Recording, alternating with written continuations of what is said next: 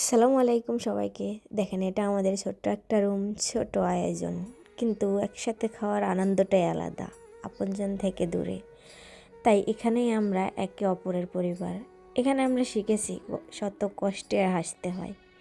তাই তো আমাদের দুঃখ কষ্টগুলোকে এভাবেই লুকিয়ে রাখি। সবাই পাশে থাকবেন। আল্লাহ হাফেজ।